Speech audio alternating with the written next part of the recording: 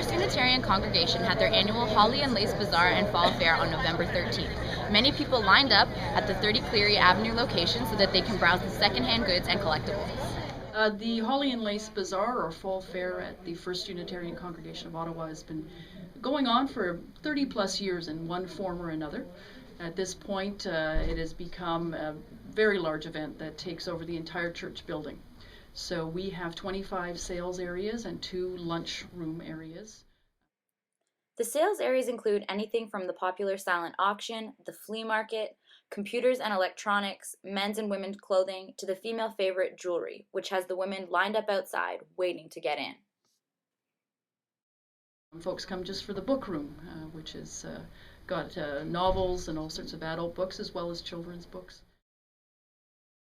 I know that there's one most popular attraction. I know that this room that we're standing in right now, which is the lounge in the building, is where all the newly crafted and newly knit items are, and a number of folks come just for that because of the work and the handicrafts, all of the energy and detail that's gone into making all of these things.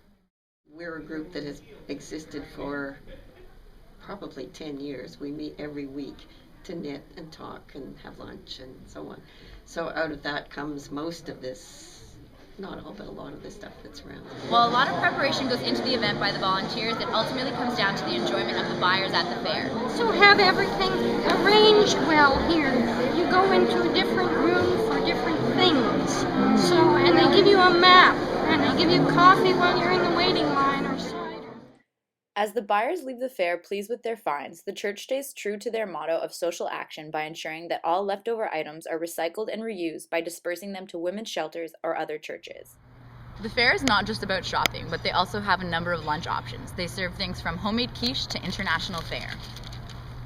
The food that's in the International Cafe is prepared by 2 fellows who used to live in the church, who lived in sanctuary over the years. Sam Sumia and Shri Kumar Ray have a group that worked with them, each of them, and helped them get all the paperwork to become landed immigrants in Canada and work towards becoming Canadian citizens.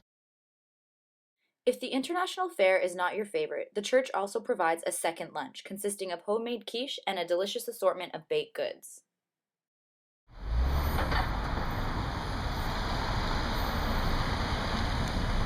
The First Unitarian Congregation's Holly and Lace Bazaar continues to stand as Ottawa's largest church bazaar.